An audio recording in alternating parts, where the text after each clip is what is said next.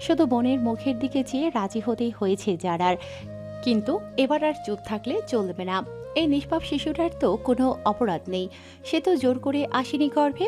লাবণীর মুখ থেকে তার আর মিরাজের সম্পর্কে বিস্তারিত শুনে লাবণীর কথাটা যে সম্পূর্ণ সত্যি যারা প্রমাণ চাইলে লাবণী ফোন থেকে যথেষ্ট প্রমাণ দেয়। ওরা যে সম্পর্কে ছিল এবং শারীরিক সম্পর্ক স্থাপন করেছে পরিষ্কার এতে। ব্যাস, যারা এবার সিদ্ধান্ত নিয়ে নিয়েছে তাকে ঠিক কী করতে হবে এখন। আরও কিছুক্ষণ কথা বলল, লাবণী থেকে বিদায় নিয়ে বেরিয়ে আসে রেস্টুরেন্ট হতে। লাবণীর কান্না বেশ খারাপ লাগছে, সাথে যোগ হয়েছে মিরাজের প্রতি একরাশ ঘৃণা। রেস্টুরেন্ট থেকে বের হলে হঠাৎ আকস্মিক ধাক্কায় হকচকিয়ে গেল মেয়েটা। পিলারের মতো সামনে দাঁড়িয়ে তাজিনকে দেখে অবাক হলেও চুপচাপ পাশ কেটে চলে যেতে চাইল। যা সহ্য হলো না তাজিনের, গিয়ে সামনের পথ আগলে দাঁড়ালো। তাজিনের খামখেয়ালিপনায় বেশ বিরক্ত হলো যারা, ভারী স্বরে বলে, আপনার এই ছেলে মানুষিতে জাস্ট অতিষ্ঠ আমি। আপনাকে আচ্ছা কি করলে আপনি আমার পিছু ছাড়বেন? আমার হয়ে যাও। আচ্ছা আপনার লজ্জা করে না এভাবে একজন সিনিয়রকে উত্ত্যক্ত করতে? লজ্জার কথা তখন আসবে যখন তোমাকে ছেড়ে অন্য কাউকে বিরক্ত করব। তাছাড়া লজ্জা পেলে তারা আসবে কি করে? তাজিনের সাথে যে কথায় পারবে না বেশ বুঝতে পারছে। আগে থেকেই যারার মন মেজাজ ভালো ছিল না। তাজিনের এরূপ আচরণে তা আরও দ্বিগুণ করে দিল। তাজিনের সাথে কথা বাড়াতে চাইল না যারা, ওকে অ্যাভয়েড করে চলে যেতে ধরলে আচমকা হাত টেনে ধরে তাজিন। হাঁ করতেই যারা এক অপ্রত্যাশিত কাজ করে ফেলল। তাজিন হতভম্ব হলো, আপনা আপনি হাত চলে গেল গালে। চাওয়া নিতে বিস্ময়। যারা দাঁতে দাঁত চেপে ধরল, মস্তিষ্কে যেন রক্তক্ষরণ হচ্ছে। নিজের কাজে অনুশোচনা হচ্ছে না তার, বরং আরও আগেই কাজটা করা উচিত ছিল। তাহলে এতবার বাড়ত না ছেলেটা। যারা তর্জনী তাক করে ক্রুদ্ধ কণ্ঠে বলল, আশা করি বিয়াদবি করার শাস্তি পেয়েছিস। অনেক সহ্য করেছিস শুধু রূপাই ভাই এই জন্য। কি ভেবেছিলি মন্টি ছেলে, যা খুশি তাই করবি, আমি চুপচাপ মেনে নিব? অনেক হয়েছে। আমি এর জন্য তোর মুখটাও না দেখি। রাগের তোপে এলোমেলোভাবে কথাগুলো বলে হনহনিয়ে স্থান ত্যাগ করে। পিনপিনে নীরবতা বইছে পুরো ক্লাস জুড়ে। সকলে মনোযোগী হাতে ম্যাথ করছে। ক্লাসে উপস্থিত রয়েছে ম্যাথ টিচার আকবর হোসেন। তার খসখসে হাতের দ্বারা বোর্ডে ম্যাথ বোঝাচ্ছেন। মাঝের সারিতে বসেছে নিশাত তাহিরা। দিয়া আদিবা বসেছে ওদের পেছনের বেঞ্চে। দিয়া কলম দ্বারা খোঁচার ধ্যানে ভাঙে তাহিরার। ও সহসাই ঘাড় ঘুরিয়ে চাইল পেছনে, ফিসফিস করে বলল, নিষাদকে বলছিস? এই, তোরা কি এত ফুসুর ফুসুর করছিস রে? বিরক্ত হয়ে নিচু কণ্ঠে ধমকে বলল নিশাদ। তাহিরা আমতা আমতা করে বলল, আদিবার চোখ কপালে। তার মা অসুস্থ, বলির পাঠা বানানোর ওকেই পেল। নিশাদ কোনো কথা বলল না।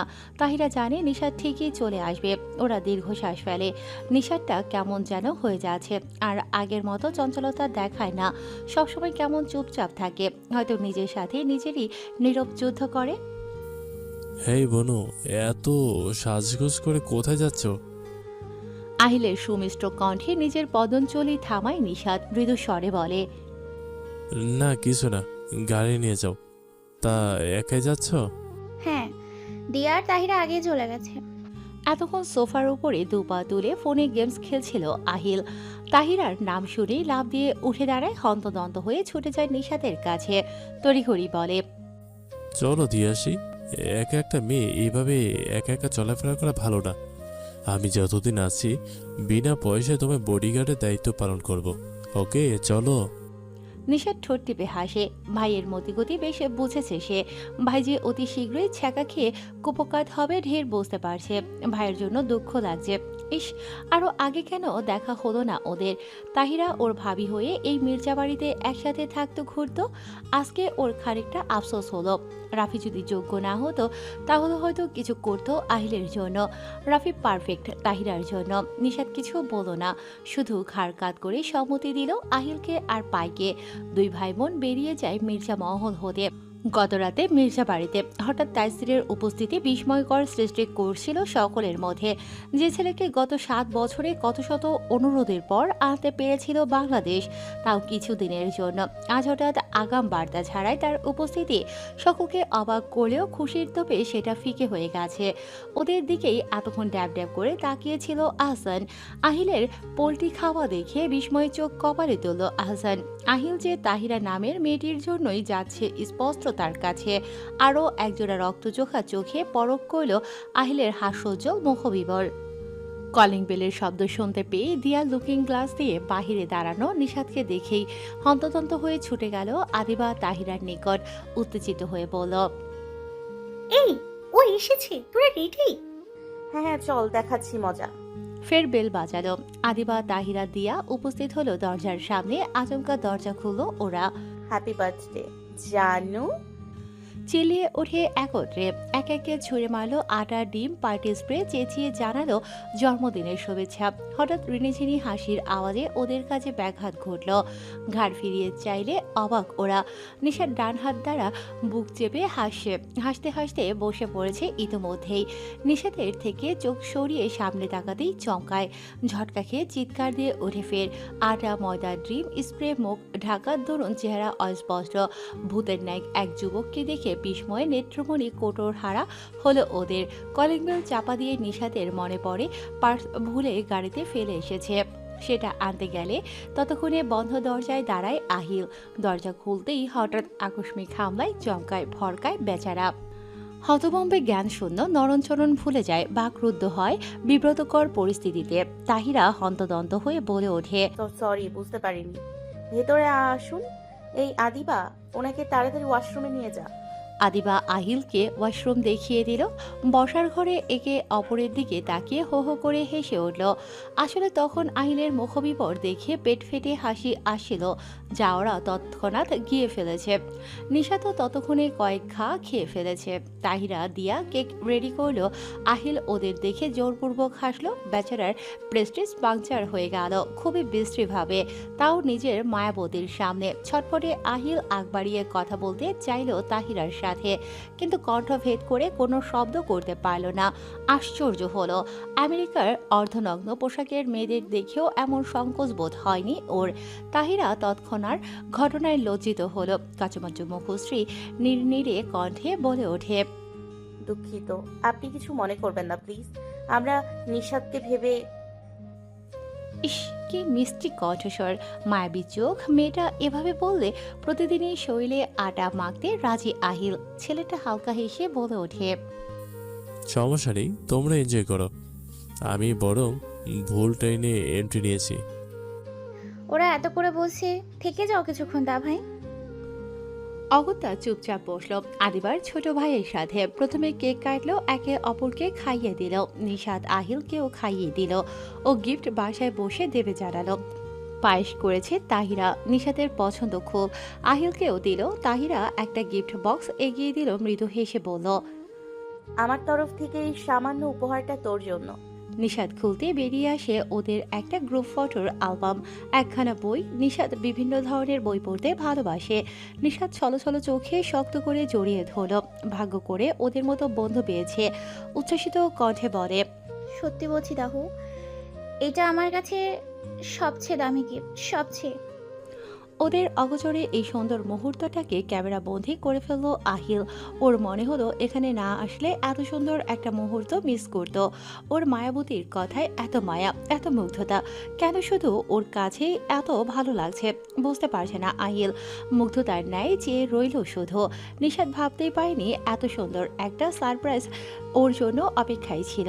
আদিবা দিয়ার থেকেও পেল গিফট। তপ্ত দুপুরের তীব্র রোদের হাতছানি। ক্লান্ত দেহে পার্কে একটা বেঞ্চের নিরিবিলি মনোরম পরিবেশে বসে রয়েছে এক তরুণী। দুপুর থেকে অনেকটাই জনমানবহীন স্থানটা। ছোট ছোট কিছু বাচ্চারা দৌড়ঝাঁপ করছে, কেউ প্রিয়জনের হাত ধরে হাঁটতে হাঁটতে গল্প করছে। নেত্রর ঘন কালো পাপড়ি ঝাপটে ডাগর ডাগর মায়াবী আঁখি মেলে দেখছে চারপাশ। তরুণীর নেত্রমণি আটকে গেল তার থেকে কিছুটা দূরে এক সুপুরুষ, যার কোলে ছোট্ট একটা প্রিন্সেস, আর একপাশে জড়িয়ে রেখেছে নিজের সহধর্মিণীকে। ধীরে ধীরে হাঁটছে আর কিছু নিয়ে হাসছে। বাচ্চা পছন্দ বুঝছি। হঠাৎ পুরুষালী স্বরে হক চুকিয়ে গেল মেয়েটা। পাশ ফিরে চাইল, কাঙ্ক্ষিত মুখ দেখে স্বস্তির নিঃশ্বাস ফেলল। আনমনে উত্তর দিল, কখন এলেন? যখন তুমি ওদের দেখতে ব্যস্ত ছিলে। হঠাৎ দেখা করতে বললেন যে? কিছুটা সময় নিল ছেলেটা। বুক ফুলিয়ে শ্বাস ফেলে শুকনো ঢোক গিলে বলে, গত 8 মাসের মধ্যে আমি তোমার মনে আমার প্রতি আদৌ বিশ্বাস জন্মাতে পেরেছি। অবাক হলো রমণী। আশ্চর্য, হঠাৎ এভাবে কেন কথা বলছে ছেলেটা, বুঝলো না। অবুঝ কণ্ঠে বলে, হঠাৎ এসব কথা কেন আসছে? আর যদি বিশ্বাসের কথা বলেন, আমি আপনাকে ততটুকু বিশ্বাস করি। আমি আপনাকে ততটুকু বিশ্বাস ভরসা করি যতটুকু বিশ্বাস করলে আপনি ডাকলেই একা এভাবে দেখা করতে চলে আসতে পারে। আপনার কি কিছু হয়েছে? কেমন অগোছালো লাগছে? রাফি কিছু বলল না, হাঁটু গেড়ে বসে পড়ে তাহিরার সামনে। চমকে ওঠে তাহিরা, রাফির স্বর করুণ কাতরতা। আমি আমাদের এই নামহীন সম্পর্কের একটা নাম দিতে চাই। তোমার এই বিশ্বাস ভরসার একমাত্র স্থান হতে চাই। আমার আমার কেন জানি মনে হচ্ছে তুমি হারিয়ে যাবে, হারিয়ে যাচ্ছ। আমি তোমাকে বড্ড ভালোবাসি তাহিরা। তুমি আমাকে তোমার জীবন সঙ্গী হিসেবে গ্রহণ করবে। আজকে অন্তত চুপ করে থাকবে না, তাহলে আমি সেখানে নিজের কাজে মনোনিবেশ করতে পারবো না। তাছাড়া এখনই তোমাকে বিয়ের জন্য বলবো না, আমি ফিরে এসে তোমাকে আমার করব। তুমি শুধু আমাকে কথা দাও, ব্যাস। বেশ অবাক হলো তাহিরা, রাফিকে এভাবে অগোছালো কখনো দেখেনি। হঠাৎ এসব কি বলছে ছেলেটা? সব এক হাত মাথার উপর দিয়ে গেল ওর। কি বলবে দ্বিধায় ভুগছে মেয়েটা। কলেজ টাইমে আদিবার ফোনে কল দিয়ে জরুরি দেখা করতে বললে ছুটির পর এখানে আসে তাহিরা, শরীরে জড়িয়ে এখনো কলেজের সাদা ইউনিফর্ম। এভাবে ডেকে এসব কেন বলছে বুঝতে পারছে না। নিঃসন্দেহে রাফি একজন ভালো ব্যক্তিত্ব, মননশীলতা, মনুষ্যত্বে সুপুরুষ। ঠিক যেমনটা তাহিরা পছন্দ করে, জীবন সঙ্গী হিসেবে চায়, ঠিক তেমনি রাফির আচরণে গত 8 মাসে শুধু মুগ্ধ করেছে ওকে। চমৎকার একটা ছেলে, একটা নামহীন সম্পর্ক কিভাবে একা একা বয়ে বেড়াচ্ছে। তাহিরার নিকটে চেপে দেয়নি কোনো সিদ্ধান্ত, আর না কখনো অযথা সামনে দাঁড়িয়েছে যার মধ্যে নেই সামান্যতম অহংকার। এত বড় একজন ডক্টর হয়েও তাহিরার মতো অতি সাধারণ সামান্য মেয়েকে পাওয়ার জন্য এভাবে নিজের মূল্যবান সময় সম্মান ছিটকে ফেলে বসে আছে। তাহিরা ওর ডান হাতটা কিঞ্চিত বাড়িয়েও আবার হাতটা গুটিয়ে নিল।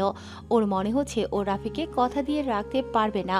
তাছাড়া ওর মনের মধ্যে রাফির জন্য তেমন অনুভূতি জন্মায়নি যতটা প্রয়োজন একে অপরের সাথে ঘর বাঁধার স্বপ্ন দেখার। এসবের জন্য ও প্রস্তুত নয়, ওর আরও সময় লাগবে ভালো লাগাকে ভালোবাসায় রূপান্তরিত করতে। কিন্তু রাফির অসহায় মুখবিবর করুণ চাহনি ওকে থামিয়ে দিল। আর চোখে আশেপাশে তাকিয়ে দেখলো কিছু কিছু মানুষের দৃষ্টিতে ওরাই গুরুত্বপূর্ণ ভূমিকা পালন করছে। জোরে জোরে কয়েকটা শ্বাস ফেলে ও আস্তে ধীরে বাড়িয়ে দিল হাতটা। কিছুটা চিন্তিত হলো মুমিন শিকদারের জন্য। ওকে হাত গুটিয়ে নিতে দেখে আহত চোখে চেয়েছিল ছেলেটা।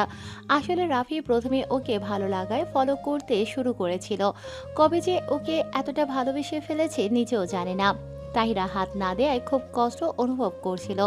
মেয়েটা হাত বাড়ালেই আবেগপ্রবণ হয়ে সুন্দর একটা রিং পরিয়ে দিল। ওর নরম হাতখানা নিজের শক্ত হাতে মুঠোয় পড়ে নিজের বক্ষের বাপাশে শক্ত করে চেপে রইল। এতে সংকোচ বোধ করল মেয়েটা। রাফির এসবে খেয়াল নেই। তাহিরা ঠোঁট নেড়ে কিছু বলতেই রাফি চমৎকার হেসে বলল, ব্যাস, তুমি শুধু আমার সাথে থাকো। তোমার পরিবারকে রাজি করানোর দায়িত্ব আমার। কথাটা যেন কিছুটা স্বস্তি বোধ করল মেয়েটা। জানতে চেয়ে বলে, আপনি কোথায় যাচ্ছেন?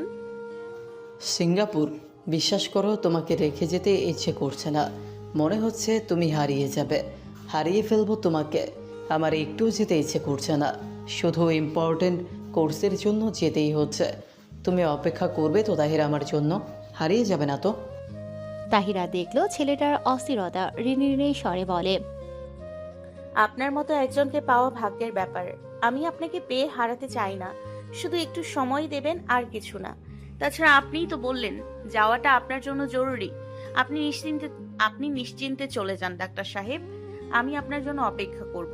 আপনারই আমানত খুব যত্ন করে আগলে রাখবো। সমস্ত বাড়িটা রঙিন বাতিতে জ্বলছে। বাহারি রঙিন ফুলে সাজানো মির্জা মহলের লিভিং রুম।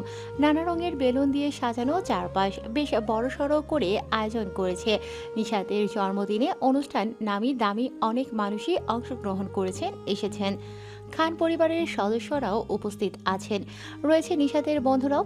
অসম্ভব সুন্দর একখানা সাদা গর্জিয়াস গাউন জড়িয়েছে নিশাত। সেটা উপহার দিয়েছেন তাজিন। সুশ্রী মুখশ্রীতে মেকআপ, পিঠ পর্যন্ত চুল ছেড়ে ডিজাইন করে ক্লিপ দিয়ে আটকে রেখেছে। জিসানের যেন চোখ সরছে না, ঠিক একটা পুতুলের মতো লাগছে মেয়েটাকে। মুগ্ধ দৃষ্টিতে তাকিয়ে থাকে জিসান। জিসানকে দেখে অবাক হলো নিশাদ। এতদিনে যেন ভুলেই বসেছিল মেয়েটা। অবাক হওয়ার বিষয় হলো সেদিনের পর আর কখনো না দেখা হয়েছে না কথা হয়েছে। জিসানকে দেখে মনের কোথাও যেন শূন্যতা অনুভব করলো। আহলে দীর্ঘশ্বাস ছাড়ে। জিসানের মা এগিয়ে গেল, মুচকি হেসে বলে, শুভ জন্মদিন নিশাদ, এটা তোমার জন্য। নিজেকে সামলে হাসলো নিশাদ।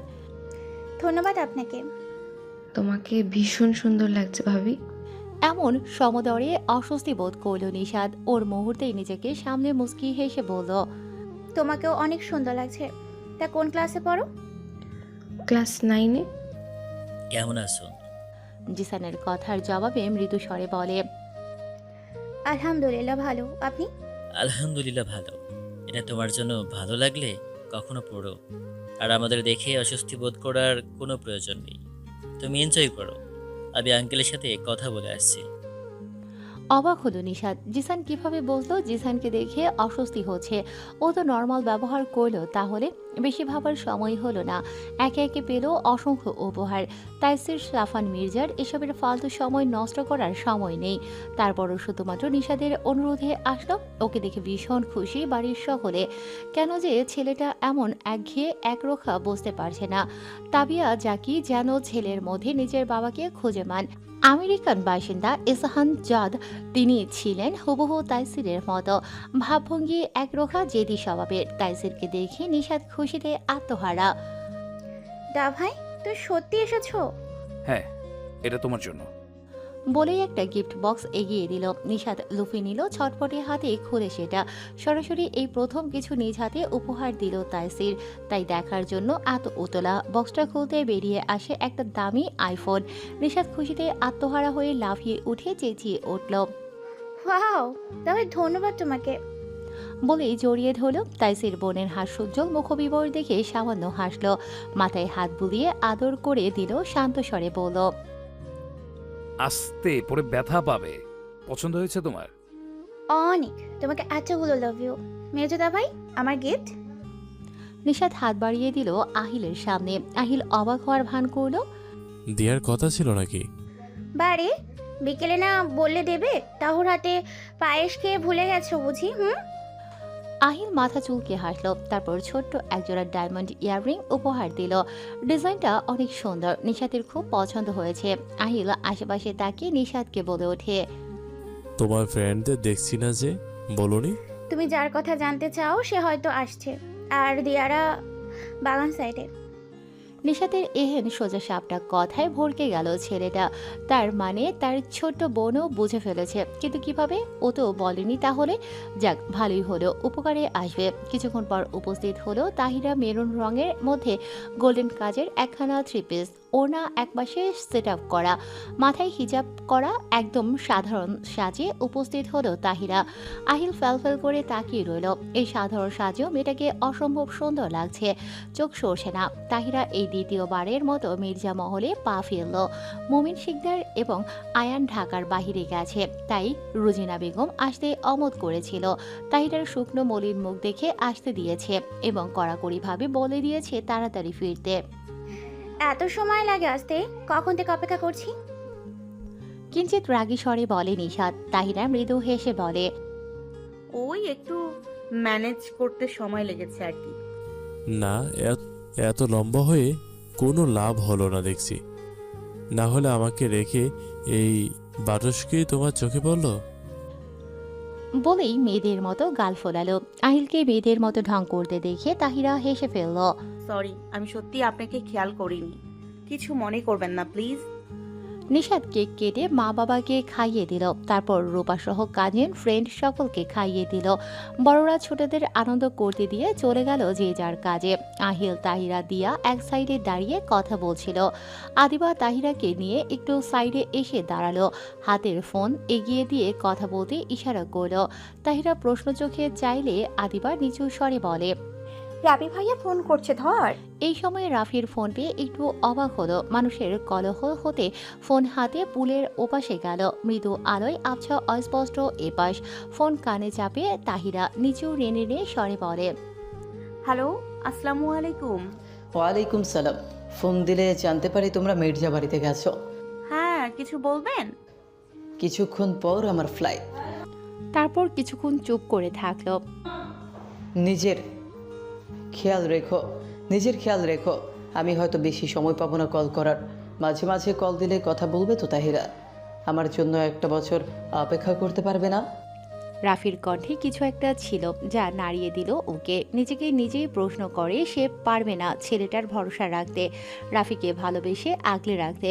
হঠাৎ সুশ্রী মুখশ্রী ফ্যাকাশে ধারণ করলো, সহসাই বলে ওঠে, পারবো ডাক্তার সাহেব, আমি আপনার জন্য ওয়েট করব। আপনি শুধু সুস্থ মতো ফিরে আসুন। আসবো, শুধু একটা বছর।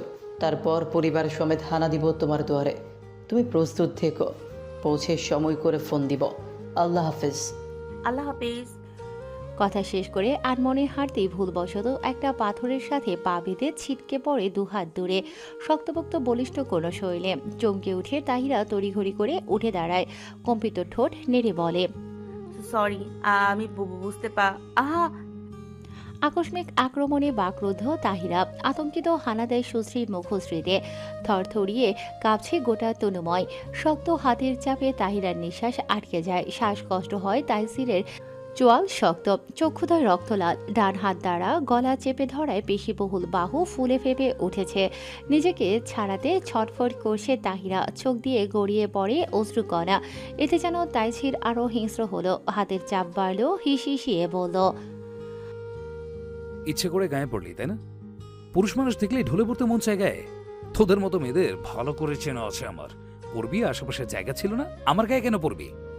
আহসান আর আহিল কিছুটা দূরে কথা বলছে। এই দৃশ্য দেখে বাকরুদ্ধ হয় ওরা।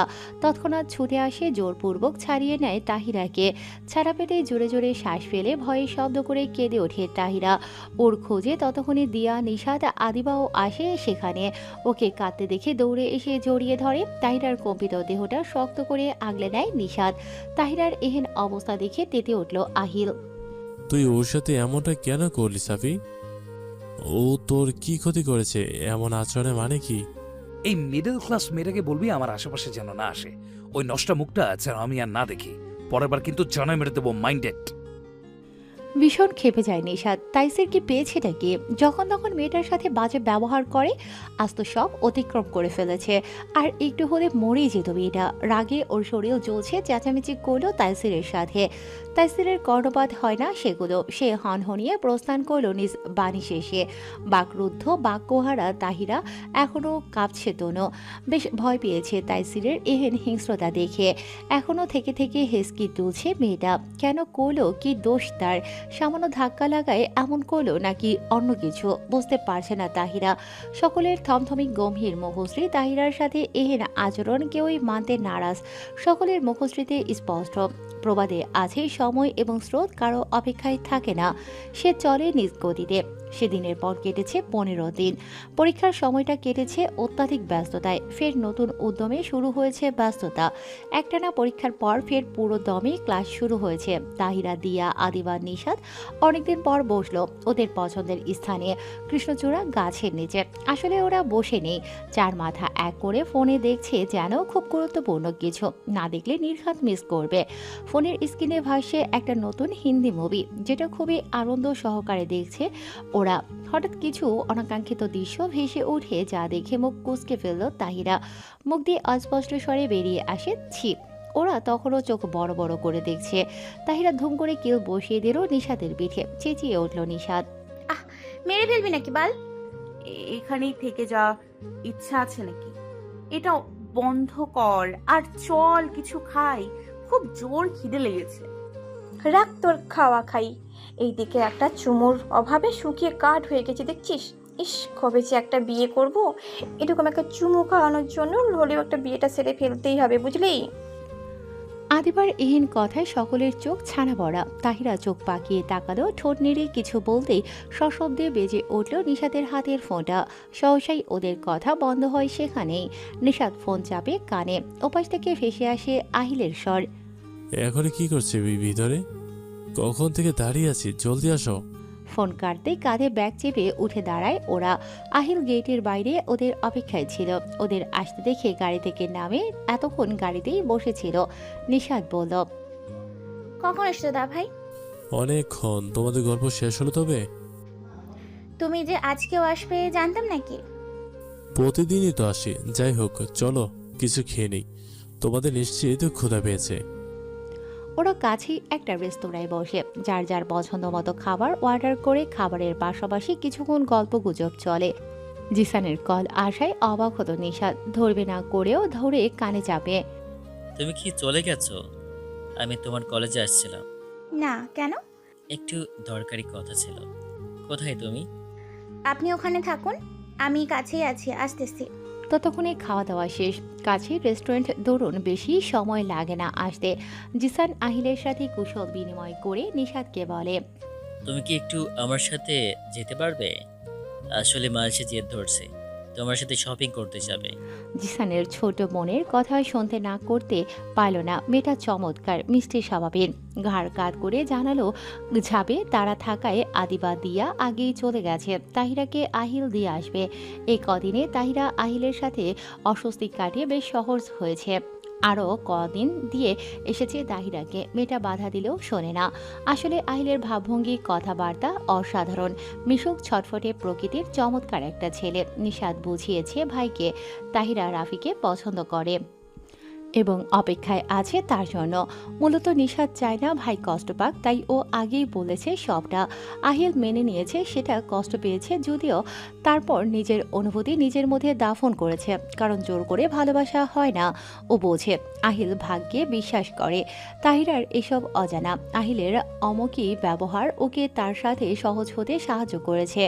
অনেকটা বন্ধুসুলভ আচরণ করে আহিল। ওরা নানা ধরনের কথা বলতে বলতেই গাড়ি এসে থামে যথাস্থানে। তাহিরা বিদায় দিয়ে চলে যায়। বাড়ি থেকে কিছুটা দূরে নেমেছে আহিল।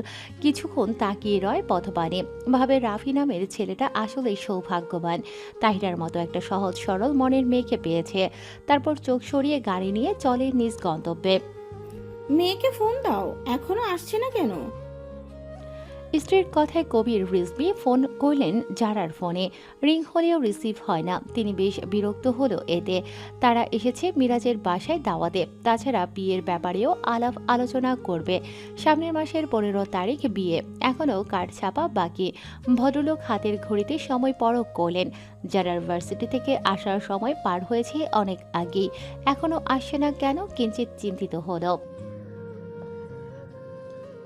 চিন্তা করো না বাবা, এখনই এসে পড়বে। কার জন্য চিন্তা করছো আপু? জারার কথায় ওরা সদর দরজায় যায়। কবির রিজভি জানতে চেয়ে জিজ্ঞেস করে, এত দেরি করলে কেন? ওরা তোমার জন্য না খেয়ে বসে আছে। জলদি ভেতরে যাও, তোমার মা ভেতরেই আছেন। বলে তিনি প্রস্থান করল ড্রয়িং রুম হতে। যারা ভেতরে গেলে ওর বড় বোন বলে, বস এত দেরি হলো যে? সাথে মেয়েটা কে? আগে তো কখনো দেখিনি, নতুন ফ্রেন্ড? হুম। আচ্ছা, ওকে নিয়ে খেতে আয়। না, আমরা খেয়ে নিয়েছি। তোমরা খেয়ে সকালে লিভিং রুমে আসো, কথা আছে। যারার গম্ভীর মুখশ্রী দেখে বসলো সিরিয়াস কিছু। ওদের বসতে দিয়ে কাজের লোকদের ফলমূল দিতে বলল। মিনিট দুয়েক পর মিরাজ আর ওর বড় ভাই আসে সেখানে। সোফায় বসা দুই রমণীকে দেখে চমকে ওঠে। বার কয়েক চোখ ঝাপটিয়ে সামনে তাকায়। না, ভুল না, যা দেখছি সত্যি।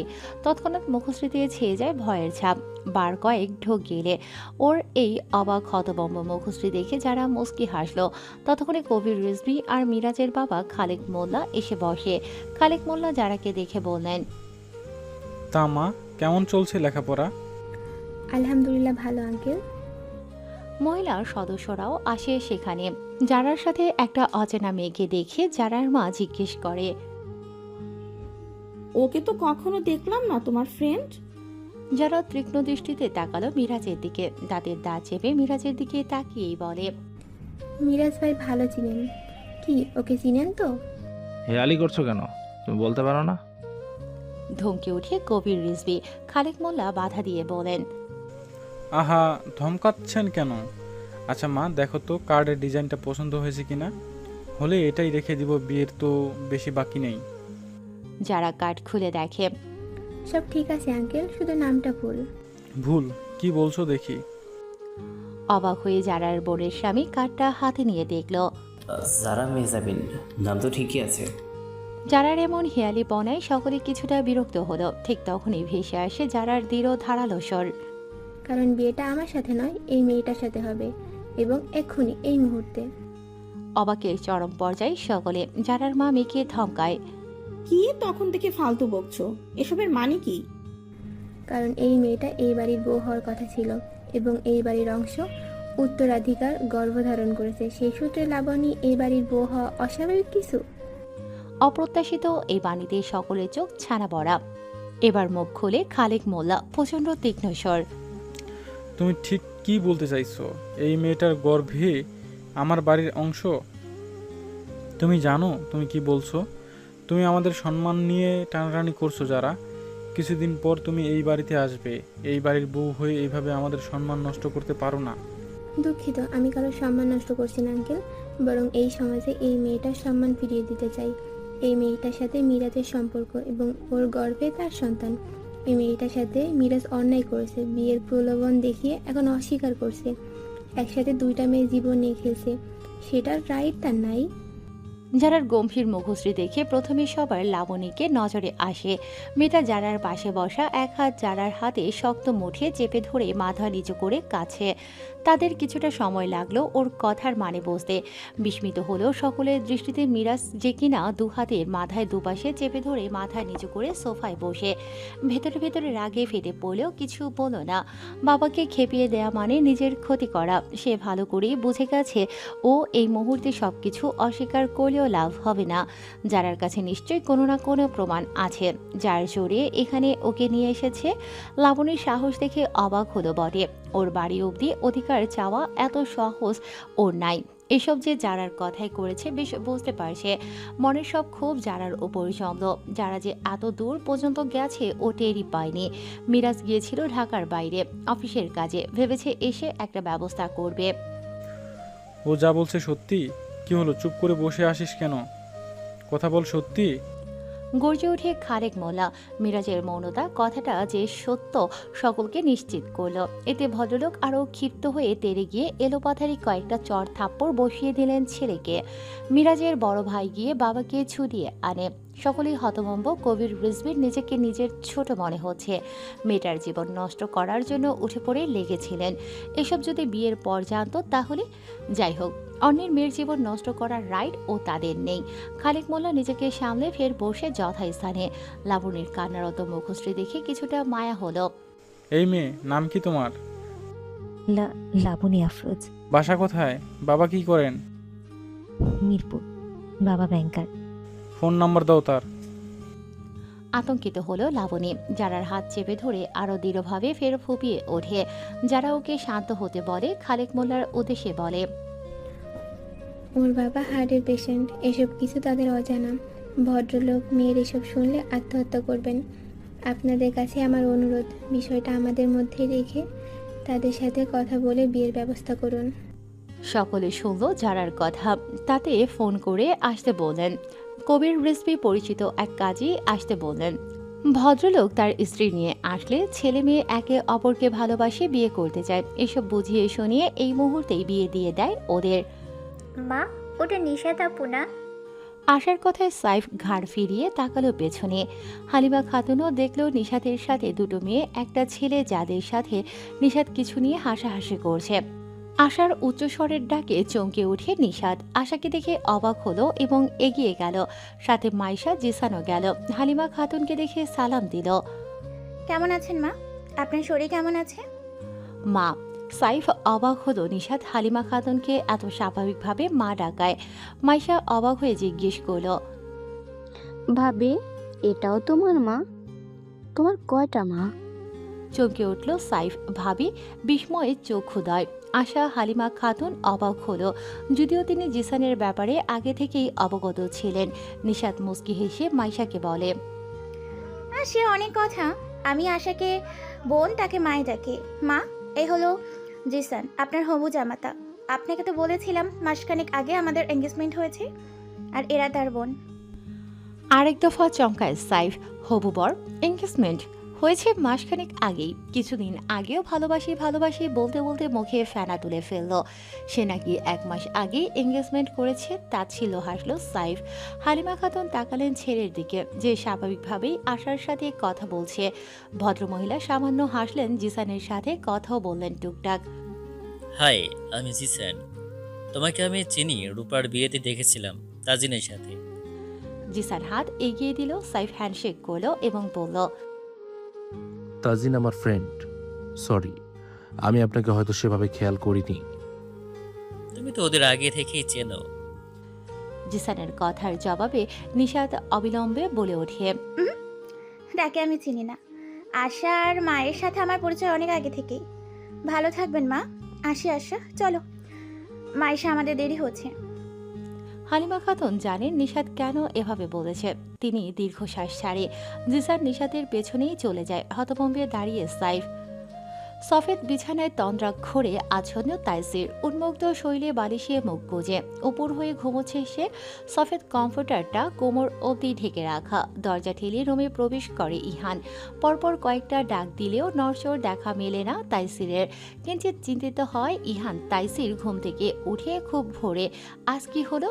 ইহান ঝুঁকে কপালে হাত রাখে। না, শরীরের তাপমাত্রা স্বাভাবিক, একদম ঠিক। ভুল জায়গায় চলে আসছিস। আমি মেয়ে নই, তাই হাতাহাতি বাদ, তুই দূর হয় এখান থেকে। ভরকে গেল ইহান। কোথায় তার জন্য চিন্তায় শেষ হয়ে যাচ্ছিল। না, ভালো কাজের দাম নাই দুনিয়ায়। তাইসিরের চোখ রক্তলাল, কেমন ফোলা ফোলা লাগছে। সারা রাত ঘুমোয়নি দেখেই বোঝা যায়। সারা রাত ঘুমাসনি? না, ক্রিকেট খেলছি। ঘরে তো বউ নাই, কার সাথে খেললি? আচ্ছা, চুপ থাকলাম। এবার তাড়াতাড়ি ওঠ, জরুরি মিটিং আছে। রাতে বললাম না? ইয়েস। ওকে, জাস্ট 5 মিনিটস। বিল্ডিং এর দোতলায় ডান দিকের শেষ মাথায় বিজ্ঞান ভবন। ক্লাস শেষে বেরিয়েছে যারা। প্রি টেস্ট পরীক্ষার পর পড়ার চাপ বাড়ছে ক্রমাগত। সামনেই ফাইনাল এক্সাম। হাঁটতে হাঁটতে ব্যাগ থেকে ফোন বের করেছে। আজকে রূপা আসেনি। আয়ান আর একটা ফ্রেন্ড আছে। তারা তড়িঘড়ি করে বেরিয়ে গেল কোথাও। হঠাৎ একজোড়া হাত ওকে টেনে নিয়ে গেল একটা ফাঁকা রুমে এবং দরজা বন্ধ করে দিল ভেতর থেকে। আকস্মিক এহেন কাজে চমকে উঠে যারা। ভয়ে কলিজা শুকিয়ে যায়। চোখের সামনে ভেসে ওঠে তাজিনের রাগান্বিত মুখশ্রী। বিস্ময় চক্ষুদয়। তাজিন তার ভার্সিটিতে কি করছে, আর এভাবে রেগেই বা আছে কেন বুঝলো না যারা। অবাক হয়ে জানতে চাইল, আপনি এখানে আর এভাবে টেনে আনার মানেটা কি? আমায় মানুষ মনে হয় না তোমার? তাজিনের রাগান্বিত তীক্ষ্ণ স্বরে হতভম্ব হলো যারা। বুঝলাম না ঠিক কি বলছেন। আচ্ছা, বাইরে গিয়ে শুনছি আপনার কথা। এভাবে কেউ দেখলে বদনাম হবে, সেটা আমি চাই না। চলে অগ্রসর হয় দরজা খোলার জন্য। হাত বাড়াতেই তাজিন ওর শক্ত হাতের দ্বারা পিঠে পেছন মুচড়ে ধরে। ব্যথায় কুকিয়ে উঠে মৃদু চেঁচিয়ে উঠল যারা। তাজিন পাত্তা দিল না। দাঁতে দাঁত চাপলো। রাগে কপালের নীল রগ ফুলে আছে, যা ফর্সা চেহারায় স্পষ্ট। যারা চমকে ওঠে তাজিনকে দেখে। তাজিন ক্রোধে জ্বলে উঠে হিসিয়ে বলে, আমাকে কোন সাহসের সব জায়গায় ব্লক করে রেখেছিস? তোর কোনো আইডিয়া আছে আমার ঠিক কি অবস্থা হয়েছে? তোর এই সো কল্ড মিরাজের দুঃখে ভাসছিলি বুঝি? তুই? বাক্যহারা যারা। কয়েক সময় লাগলো নিজেকে সামলাতে। সেদিনের পর আর যারাকে নাগালে পায়নি তাজিন। সব জায়গায় ব্লক করে রেখেছে যারা। তার জন্য তাজিন এমন ব্যবহার মানতে নারাজ মেয়েটা। চেঁচিয়ে উঠল যারা। লাগছে, ছাড়ুন বলছি। কোন সাহসে আপনি আমার শরীরে স্পর্শ করছেন? আপনার কোনো রাইট নাই। বাকি শব্দ বের হলো না। তাজিন ওর পুরুষালী অস্ত্র দ্বারা যারার অস্ত্রের ভাঁজে গুঁজে দিল। যারার কয়েক সেকেন্ড সময় লাগিয়ে বসতে। আসলে ঘটেছে কি? অপ্রত্যাশিত এহেন আচরণে পুরোপুরি বাকরুদ্ধ। বিস্ময়ে নেত্রমণি কোটর ছাড়া হলো। যারা ছটফট করে ছোটার জন্য, কিন্তু পুরুষালী শক্তির কাছে হেরে চোখ খিচে সেভাবেই রয়। মিনিটের মধ্যে তাজিন সরে আসে যারার ঠোঁট হতে। অপলক দৃষ্টিতে দেখল নিজের প্রেয়সীকে। চোখ বন্ধ অবস্থায় অনবরত কাঁপছে তনুময়। তাজিন যেন টের পেল সেই কম্পন। ওর চোখ আটকে গেল যারার কম্পিত ঠোঁটের দিকে। অনবরত কাঁপছে ঠোঁট। তাজিনের দাঁতের স্পর্শে লাল হয়ে গেছে। তাজিনের ঘোর লেগে যায়। তখন রাগের মাথায় কোলেও এবার নিজেকে দমালো না, এবার সজ্ঞানে ফের একই কাজ করে বসে। হতভম্ব যারা নিজেকে সামলানোর সময়টুকুও পেল না। তাজিন খুব সফট ভাবে চুষে নেয় যারার কোমল গোলাপি ওষ্ঠ। দীর্ঘ সময় ডিপলি চুমু খাওয়ার ফলে যারার নিঃশ্বাস নিতে কষ্ট হয়। তাজিন যেন নিজের মধ্যে নেই। ওর বাঁ হাতের দ্বারা যারার কুঠিরে সে প্রবেশ করে আরো কাছে টেনে আনে। তাজিনের এহেন আচরণে যারার নেত্রমণি থেকে গড়িয়ে পড়ে অশ্রুকণা। নোনতা স্বাদ অনুভব করতেই তাজিন ওষ্ঠ হতে সরে আসে, তবে যারাকে ছাড়ে না। যারার কপালে কপাল ঠেকিয়ে জোরে জোরে শ্বাস ফেলে। যারা নিজেকে আর ধরে রাখতে না পেরে ফুপিয়ে উঠল। তাজিন ওর চোখের পানি মুছে দিয়ে কপালে ওষ্ঠ ছুঁয়ে শব্দ করে চুমু খায়। কপালে কপাল ঠেকিয়ে স্লো ভয়েসে বলে, সরি জান, I am sorry, please don't Cry. তুমি জানো আমি তোমাকে পাগলের তুমি জানো আমি পাগলের মতো হয়ে গিয়েছিলাম। শুধু পরিষ্কার জন্য ছুটে আসতে পারিনি, শুধু পরীক্ষার জন্য ছুটে আসতে পারিনি। তোমাকে আর কতবার বলবো, আর কীভাবেই বা বোঝাবো? আই লাভ ইউ জান, I I need you in my life, I need you so much. থামলো তাজিন। ফ্লোর থেকে যারার ফোনটা তুলে হাতে নেয়, যেটা কিছুক্ষণ আগে পড়েছে। সব জায়গা থেকে আনব্লক করে ফের শক্ত কণ্ঠে বলে ওঠে, ফের যদি ব্লক হয় আমার থেকে খারাপ কেউ হবে না। তুমি চাও বা না চাও, তুমি শুধুই আমার, আর কারো না। At any cost I have to go to take care yourself. Tazin চলে গেছে অনেকক্ষণ। একভাবেই দাঁড়িয়ে যারা। তাজিনের এরূপ আচরণে বাকরুদ্ধ মেয়েটা। চোখের কোণে এখনো পানি বিদ্যমান। অনাকাঙ্ক্ষিত গভীর ছোঁয়ায় জ্ঞানশূন্য, মস্তিষ্ক ফাঁকা। জীবনের প্রথম পুরুষের ছোঁয়া, সেটা এভাবে অপ্রিয় লোকের থেকে, যার সাথে নেই কোনো সম্পর্ক, নেই অনুভূতি, না আছে কোনো টান। এতে তাজিনের প্রতি আরও বেশি ঘৃণা সৃষ্টি হলো ওর মনে। বর্ষার সকাল, বেলা তখন 10টার কাছাকাছি। ধরণীতে নেমেছে মুষলধারে বৃষ্টি। বৃষ্টির দাপটে আর মেঘের আধারে ঝাপসা অন্ধকার চারিদিক। বিশাল বড় গেটের ছাউনিতে বৃষ্টি মাথায় নিয়ে এসে দাঁড়িয়েছে এক তরুণ। সে তার আধভিজে শার্ট ঝেড়ে মাথায় হাত দিয়ে এলোমেলো করে চুলগুলো ঝাড়তে সহসাই হাত থেমে যায়। কোনো মেয়েরই রিনঝিনি হাসির আওয়াজে। কিছুটা দূরে ফুলের বাগানে আর একটা ছোট্ট জীবন্ত ফুল মনের আনন্দে নেচে গিয়ে বেড়াচ্ছে। শরীরে জড়িয়েছে আকাশি রঙের একখানা গোল জামা। 15-16 বছরের একটা ছোট্ট পুতুল মুক্ত পাখির ন্যায় বাগানের এ মাথা থেকে ও মাথা ছোটাছুটি করছে। মিনিট দুয়েক পর ছাতা মাথায় একটি মেয়ে এসে থামে সেখানে এবং বৃষ্টিতে ভেজা মেয়েটাকে খুব বকাঝকা করে। এতে উল্টো পুতুলের মতো মেয়েটা খিলখিল করে হেসে উঠল। ওর ওই সুমিষ্ট কণ্ঠের হাসিতে মুগ্ধ হয় যুবকটি। পুতুলটা সামনে দাঁড়ানো। মেয়েটার হাত থেকে ছো মেরে একটানে ছাতাটা আকাশে উড়ালো। ভরকে গেল সেই মেয়েটা, ছুটল পুতুলটির পেছনে। তারপর দুজনেই বাগানের চারিদিক ছুটে বেড়ায় খিলখিল হাসিতে মুখরিত চারিপাশ। যুবকটি মুগ্ধ ন্যায় দেখল সবটা। পুতুলটা ছুটতে ছুটতে পুল সাইডে গেলে ধপাস করে পড়ে মুখ থুবড়ে চিৎকার করে উঠল পুতুলটা। চমকে উঠে যুবকটা ছাউনি হতে বেরিয়ে আসে ওকে সাহায্যের আশায়, তবে যাওয়া হয় না। তার আগেই বড় মেয়েটার ডাকে বাড়ির ভেতর থেকে বেরিয়ে আসে 3টার মধ্যে বয়স্ক পুরুষ। একজন পুতুলটাকে কোলে তুলে নিয়ে যায়। পুতুলকে ঠোঁট ভেঙে কাঁদতে দেখে কলেজা কেঁপে উঠল ছেলেটার। বুকের ভেতর ডিপ ডিপ শব্দ করছে সূক্ষ্ম ব্যথায়। আশ্চর্য হলো যুবক, এভাবে এক দেখায় কাউকে ভালো লাগতে পারে।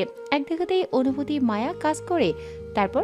তারপর থেকে প্রায় লুকিয়ে লুকিয়ে দেখতে আসতো মেয়েটাকে। পুতুলের হাস্যজ্জ মুখশ্রী না দেখে থাকতেই পারতো না, এমন অবস্থা। 6 মাস কেটে যায় এভাবেই দেখতে দেখতে। তার সব কিছুতেই মুগ্ধতা খুঁজে পেত ছেলেটা। নিজের অজান্তেই পুতুলটার ভালোবেসে ফেলে ভীষণ রকমের।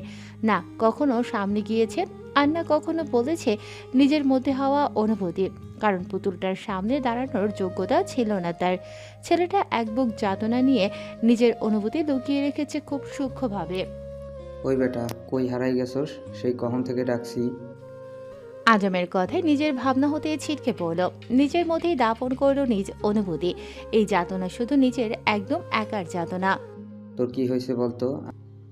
কি হবার কথা বলছিস? আমার চোখ ফাঁকি দিতে পারবি না সাহিব, সত্যি করে বলতো তোর ঠিক কি হয়েছে? আমি ঠিকই আছি, তুই বেশি ভাবছিস। Don't make me angry. What do you think of yourself stupid? Auntie অসুস্থ বলে মন খারাপ? ডক্টর কি বলেছে? রিপোর্টগুলো আমাকে দিস, দেখবো। সাইফ হাসলো তাচ্ছিল করে। আবার একবার মনে পড়ে গেল তার পরিস্থিতি, অভাব, অসহায়ত্ব আর ব্যর্থতা। সাইফ জানিয়ে তাজিন ওকে ঠিক কতটা ভালোবাসে, ওর কথা ভাবে এবং কতটা দায়িত্ববোধ থেকে কথাটা বলেছে সবই বোঝে। নিম্ন মধ্যবিত্ত ঘরের ছেলে, বাবার স্বপ্ন ছিল মেধাবী সাইফকে বড় ডাক্তার বানাবে। গ্রামে তেমন ভালো শিক্ষা প্রতিষ্ঠান না থাকায় এসএসসির পর বাবা মা ছোট্ট আশাকে ছেড়ে গাজীপুর মামার কাছে ওঠে। লক্ষ্য একটাই, একজন ভালো ডক্টর হয়ে বাবার স্বপ্ন পূরণ করা। টানা 2 বছরের অক্লান্ত পরিশ্রমের ফল আল্লাহ দিয়েছিল দুহাতে। এইচএসসিতে গোল্ডেন প্লাস পেয়ে খুশির জোয়ার বয়েছিল ওদের ছোট্ট পরিবারে। তারপর যখন স্বপ্নের আরেক ধাপ পূরণ করার পালা এলো, এক কালবৈশাখী ঝড় সব লণ্ডভণ্ড করে দিয়ে গেল। ও যখন ডক্টরি ভর্তি পরীক্ষা দিতে ব্যস্ত, ঠিক তখনই খবর এলো বাবা নামক বটগাছটা আর নেই। সেদিন সড়ক দুর্ঘটনায় শুধু ওর বাবাকেই কেড়ে নেয়নি, ওর স্বপ্ন, বাবার স্বপ্নটাকেও নিয়ে গেছে। বাবাকে হারিয়ে সাইফ তখন পাগল প্রায়। মা বোনের দায়িত্ব পালন করবে না নিজের ডক্টরি পড়ার খরচ জোগাড় করবে। দিশেহারা সাইফ। হালিমা খাতুন স্বামী হারানোর যন্ত্রণা সহ্য করতে না পেরে স্ট্রোক করে। তখন সাইফের অবস্থা খুবই বাজে। কিছু জমি বন্ধক রাখে, কিছু টাকা মামা দেয় হালিমা খাতুনের চিকিৎসায়। মাসে লাগে 1000 টাকার ঔষধ, তারপর আশার লেখাপড়া। এভাবে আর কতদিন? সেই সময় সাইফ জীবনের সবচেয়ে বড় ত্যাগ করলো। নিজের স্বপ্নকে মাটি চাপা দিয়ে অসুস্থ মাকে আশাকে নিয়ে ঢাকা উত্তরায় 2টা ছোট্ট কামরার বাসায় ওঠে। এখানে একটা ভার্সিটিতে ভর্তি হয়, তাজিনের সহায়তায় একটা পার্ট টাইম জব পায়, কিছু টিউশনি করে। তাজিনের সাথে ওর পরিচয় গাজীপুর মামার কাছে থাকতেই হয়। ওরা একসাথেই এসএসসি দেয়, ডক্টরি ভর্তি পরীক্ষা দেয়। ওর জীবনে সবটাই তাজিন কাছ থেকে দেখেছে। এখন ওদের শিক্ষা জগৎ সম্পূর্ণ আলাদা, তারপরেও এখনো ওরা একে অপরের ভালো বন্ধু। জীবনের প্রতি কখনোই কোনো অভিযোগ ছিল না সাইফের। আজ কেন যেন প্রচুর আফসোস হলো এই জীবন নিয়ে। ক্লাবে আইসি ভঙ্গিতে বসে ড্রিঙ্ক করছিল তাইসির, সাফান, মির্জা। আরও আছে ইহান, আহসান, জন, রকি। তাইসিরকে ড্রিঙ্ক করতে দেখে দূর থেকে জেসি শয়তানি হাসে। তার অনেক দিনের ইচ্ছে পূরণ করার সুযোগ পেয়ে খুশিতে যেন উঠছে। হঠাৎ করে তাইসির উঠে দাঁড়ালো, কেমন যেন অস্থির অস্থির লাগছে। গলার টাইটা টেনে ঢিলে করে দিল। উপরে একটা রুমে প্রবেশ করে সাধারণত তাইসিরকে ড্রিঙ্ক করার পর ও স্বাভাবিক দেখা যায়। আজ ওর খুব হাঁসফাঁস লাগছে। ওয়াশরুমে গিয়ে চোখে মুখে পানি দিল নিজেকে রিফ্রেশ করতে। রুমে এসে জিসাকে দেখে অবাক হয়, আরও অবাক হলো ওর বেশভূষা দেখে। জিসা বেরিয়ে খুব আবেদনময়ী রূপে পায়ের উপর পা তুলে বসে আছে। অধিকাংশের বেশিরভাগ উন্মুক্ত। লালসা ভঙ্গিতে তাকালো জিসা ওর দিকে। ওর সাহস দেখে অবাক হলো তাইসির। তার দৃঢ় মাইন্ড তার এই অবস্থার কারণ বুঝলো সবই। জিসা উঠে আসে, তাইসিরের সামনে দাঁড়িয়ে নিজের উপর ভাগের ছোট্ট পোশাকটা খুলে ফেলল। জিসা জানে তাইসির এখন স্বাভাবিক অবস্থায় নাই, কারণ সে যে নিজেই করেছে সেই অবস্থা। তাইসিরকে শোয়ার উদ্দেশ্যে হাত বাড়ায়। তাইসিরের তীব্র ক্রোধে কপালের রগ ফুলে ফেপে ওঠে। চোখে মুখে উপচে পড়ছে ভয়াবহ ক্রোধ। চোখের কোণা লাল হয়ে উঠল। ওর অস্বাভাবিক চোখের চাহনি যা দেখে ভয়ে কেঁপে উঠল জিসা। তাইসির ওর গলা চেপে ধরে, এতটাই জোরে ধরেছে যাতে জিসার হাড় ভাঙা অনুভূতি হয়। তীব্র ব্যথায় নিজেকে ছাড়াতে ছটফট করে জিসা। তাইসির হিংস্র হলো আরও।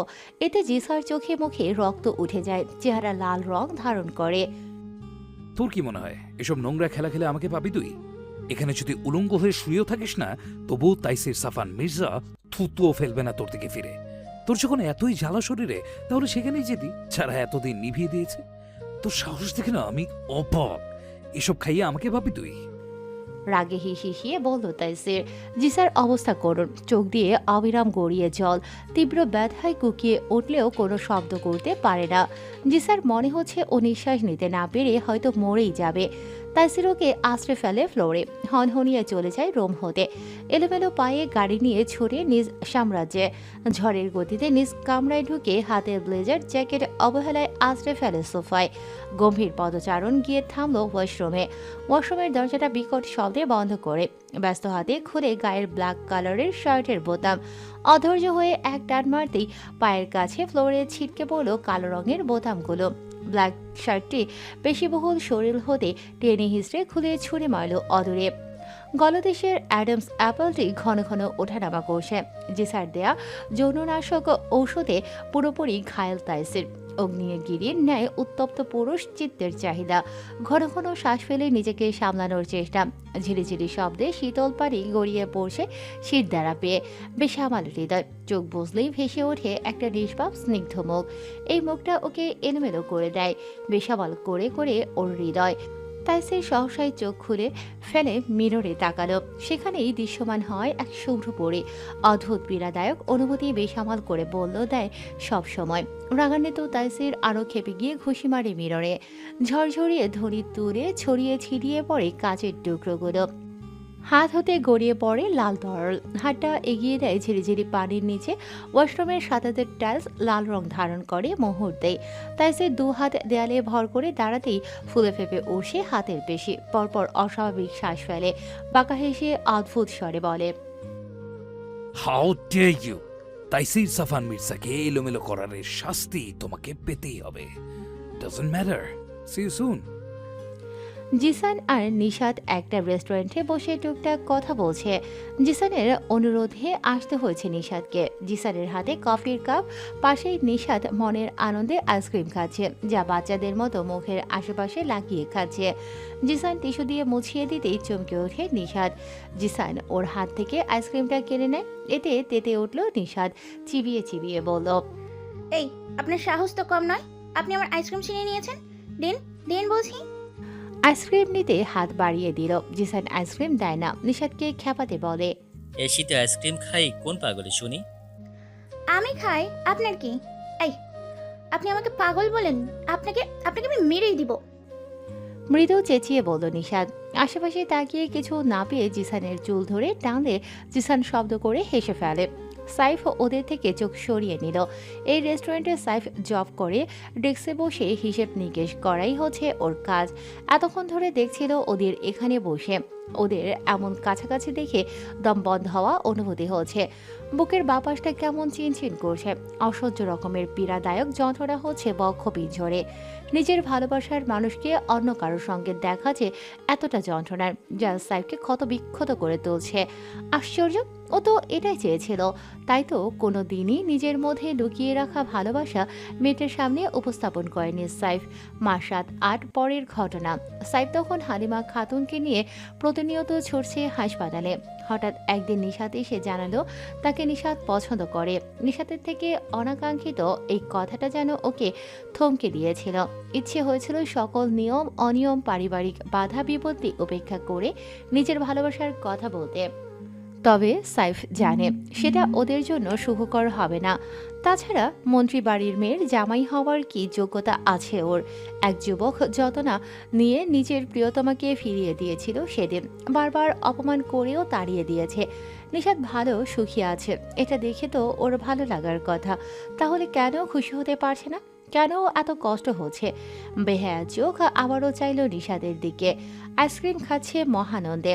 সাইফ চোখ সরালো না, এক মনে তাকিয়ে রইল প্রেয়সীর মুখবাণে। বিকেল থেকে একাধিকবার কল করলেও ফোন তুলছে না যারা। তাজিন তাতে দাঁত পিষল। যারাকে ফের কল করেও কোনো রেসপন্স না পেয়ে আকাশ কুসুম রাগ জন্মালো। খসখসে হাতে টাইপ করে মেসেজ লিখে ফোনটা পকেটে পরে নিয়ে নিজের বাইকটা নিয়ে বেরিয়ে পড়ল। এই মেয়েটাকে আজ একটা শিক্ষা দিতেই হবে। কত বড় সাহস! ও এত করে বলার পরেও ফোন তুলছে না। SMS না রিপ্লাই করছে, না সিন করছে। কিছুক্ষণের মধ্যেই গাড়ি থামলো গন্তব্যে। বাড়ির পেছনে এক সাইডে গাড়িটা দাঁড় করিয়ে মাথা উজিয়ে চাইল যারার ব্যালকনিতে। ভাবা যায় মন্ত্রী কামরুজ্জামান মির্জার ছেলে কিনা একটা মেয়ের জন্য এখন রেলিং বেয়ে চোর ডাকাতের মতো কারো বাড়িতে ঢুকবে। যারার ব্যালকনির দরজা হা করে খোলা। দরুন অনায়াসে ঢুকে পড়ে রোমে। তাজিন জানে এভাবে একটা মেয়ের রোমে অনুমতি ব্যতীত ঢোকাটা মোটেও ভদ্রতার মধ্যে পড়ে না, কিন্তু ওর ক্রোধের কাছে এসব আপাতত ফিকে। রোমে ঢুকতেই রাগান্বিত তাজিন শান্ত হয়ে গেল নিমিষেই। গম্ভীর মুখশ্রীতে ছেয়ে যায় মুগ্ধতা। রুমের হলদেতে বাটির নিভানো আবছা আলোয় টিপ টিপ করে জ্বলছে একটা ডিম লাইট। খাটের মধ্যভাগে কম্বল মুড়ো দিয়ে তন্দ্রা আচ্ছন্ন তন্দ্রায় শেহেজাদি। যারার ঘুমের স্টাইল দেখে হাসি পাচ্ছে তাজিনের। সে ঘুমন্ত যারাকে আর ডাকল না, যতটা রাগ ক্ষোভ নিয়ে এসেছিল তা বরফে পরিণত হয়েছে দ্বিগুণ নিমেষেই। ওর চোখ পড়ে বালিশের পাশে ফোনের দিকে, হাত বাড়িয়ে তুলে নেয় সেটা। যদিও কারো ফোন বা পার্সোনাল জিনিস না বলে ধরা উচিত নয়, তবে তাজিন মনে করে ওর অধিকার আছে, কারণ ও ভালোবাসে যারাকে। ফোনটা সাইলেন্ট, কোনো লক না থাকায় অনায়াসে ঢুকতে পারে। ফোনে ভাসিয়ে তার অসংখ্য ফোন মেসেজ। তাজিনের চোখ পড়ে যায় আরও একটি SMS-এ। সেটা পড়তেই চোখে মুখের রং পরিবর্তন হয়ে যায়। শান্ত চোখের চাউনিতে আগ্নেয়গিরির ন্যায় উত্তপ্ত ছড়ায়। শক্ত ডান হাতটা পকেটে ঢুকিয়ে ছোট্ট একজোড়া ইয়াররিং বের করে। কাজের জন্য মলে গিয়েছিল, সেখানে এটা দেখে পছন্দ হওয়ায় নিয়ে এসেছে জারার জন্য। কাল থেকেই সাথে ছিল ওর। ফোন ইয়াররিং রেখে জারার পাশে রেখে ঝড়ের গতিতে রুম ত্যাগ করে। যাওয়ার আগে সেই নাম্বারটা টুকে নিতে ভোলে না। ক্লাস শেষে কলেজের সামনে রিস্কায় আশায় দাঁড়িয়ে তাহিরা।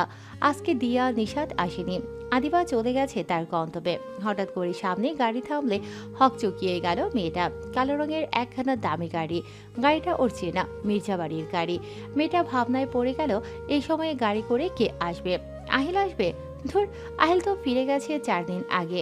বলে গেছে নতুন প্রজেক্টের কাজ চলছে, খুবই ব্যস্ত সে। তাহলে তাহিরা ভাবনার মধ্যে গাড়ি হতে বেরিয়ে আসে অনাকাঙ্ক্ষিত ব্যক্তি।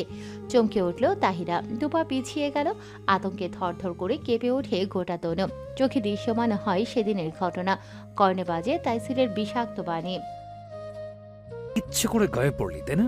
পুরুষ মানুষ দেখলেই ঢলে পড়তে মন চায় গায়ে। তোদের মতো মেয়েদের ভালো করেছে না আমার। পড়বি আশেপাশে জায়গা ছিল না, আমার গায়ে কেন পড়বি? এই মিডল ক্লাস মেয়েটাকে বলবি আমার আশেপাশে যেন না আসে। ওই নষ্টা মুখটা যেন আমি আর না দেখি। পরেরবার কিন্তু জানে মেরে দেবো, মাইন্ডেড। তাহিরার চোখ মুখ শুকিয়ে কাঠ, মুখশ্রীতে ভয় স্পষ্ট। 1 পা 2 পা করে পিছিয়ে গেল তাহিরা। ঝড়ের গতিতে সামনে দাঁড়ায় তাইসির। ওর এরূপ আচরণে ভরকে গেল তাহিরা। আতঙ্কে সেখানেই জমে যায়, যেন নরণচরণ ভুলে গেছে সে। তাহিরার ভীতু মুখশ্রী তীক্ষ্ণ দৃষ্টিতে পরখ করল তাইসির। শান্ত স্বরে বলে, অনেক তো স্বাধীনতা পালন করলে, এখন চলো। তাইসিরের এহেন কথা ওরও 10 হাত মাথার উপর দিয়ে গেছে। কপাল গোটালো তাহিরা। তাইসির ওর মুখশ্রী দেখেই বুঝেছে ওর গোবর ভরা মাথায় ঢুকিনি। সে আর কোনো বাক্য উচ্চারণ করল না। তাহিরার নরম তুলতুলে হাতখানা নিজের শক্ত হাতের মুঠোয় পড়ে হাতে গাড়ির কাছে। চমকায় থমকায় তাহিরা। গাড়ি চলতেই হুঁশ ফিরে তাহিরার প্রচন্ড ভয়ে চিৎকার করে ওঠে, একি, আপনি আমাকে কোথায় নিয়ে যাচ্ছেন? গাড়ি থামান, গাড়ি থামান! আরে থামান বলছি, আপনি শুনতে পারছেন না? আমি গাড়ি থামাতে বললাম। দয়া করে গাড়িটা থামান। এটা কোথায় নিয়ে যাচ্ছেন আমায়? প্লিজ যেতে দিন আমায়। কেন কলঙ্কিত করছেন আমাকে? কি ক্ষতি করেছি আমি? আমার জীবনটা নষ্ট করবেন না দয়া করে। জ্ঞানশূন্য হয়ে চিৎকার চেঁচামেচি করল তাহিরা। ভয়ে কলিজায় শুকিয়ে কাঠ হয়ে এসেছে। বিদঘুটে সব চিন্তারা হানা দেয় মস্তিষ্কে। কেঁদে কেটে নাজেহাল অবস্থা। তাহিরার এহেন বাণীতে জোরে ব্রেক কষে তাইসির। তাহিরার কান্নারত মুখশ্রীতে স্পষ্ট ভয় দেখে। নিজেকে সামনে শান্ত স্বরে বলে, তুমি আমার ঠিক কতটুকু ক্ষতি করেছো সেই হিসাব নিকেশ বরং পরে করি। আপাতত মুখটা বন্ধ করো, নয়তো আই সোয়ার আমার থেকে খারাপ কেউ হবে না। শান্ত হতে পারে না তাহিরা। বিরতিহীন চেঁচামেচি করে তাইসির বিরক্ত হলো এতে। রাগান্বিত চোখে তাকালে কেঁপে ওঠে মেয়েটা। ভয়ে সিটিয়ে সাথে এটে ফুপিয়ে উঠল। গাড়ি ছুটে চলেছে অজানা এক গন্তব্যে। তাইসির একমনে ড্রাইভ করে চলেছে। তাহিরার মন অশান্ত, আতঙ্কে সে।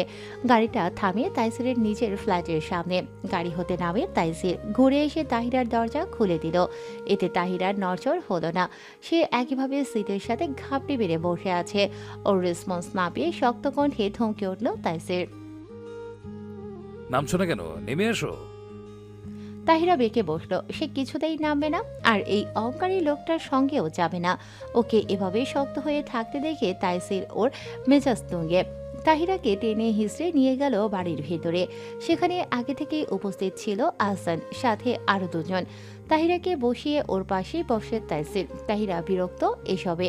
এখানে এভাবে নিয়ে আসার কোনো কারণ দেখছে না সে। খারাপ কোনো উদ্দেশ্য নিয়ে আসেনি উপস্থিত মানুষ দেখে বোঝা যাচ্ছে। কারণ বুঝতেই যেন কিছুটা স্বস্তি ফিরে এসেছে।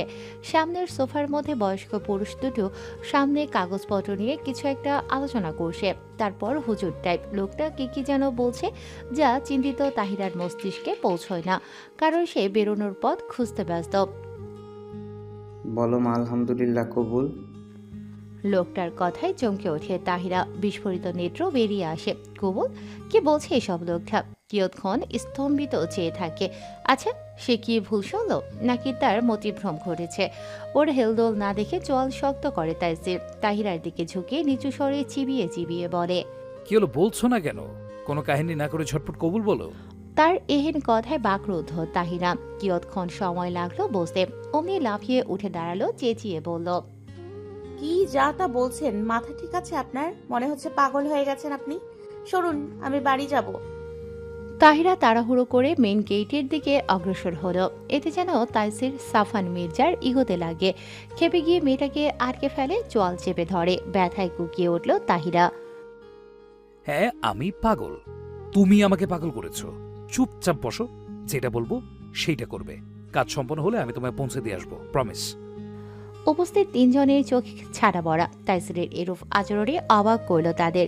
মেয়ে বিরোধী তাইসির কিনা তুলে এনেছে সামান্য এক মেয়েকে বিয়ে করতে। খারাপ লাগছে তাহিরার জন্য। দেখেই বুঝতে পারছে খুব সহজ সরল সাধারণ একটা মেয়ে। তারা বুঝতে পারছে না তাইসির সাফান মির্জা তাহিরার মতো একটা অতি সাধারণ মেয়েকে জোর করে বিয়ে করছে কেন, যেখানে ওর জন্য বড় বড় ঘরের মেয়েরা পাগল। তবে কিছু বলার সাহস হলো না কারো। তারা তাইসিরকে চেনে এবং খুব ভালো করেই জানে। অগত্যা চুপচাপ মাথা নিচু করে বসে রইল। তাহিরা দু হাতে মুখ ঢেকে হু হু করে কেঁদে উঠল।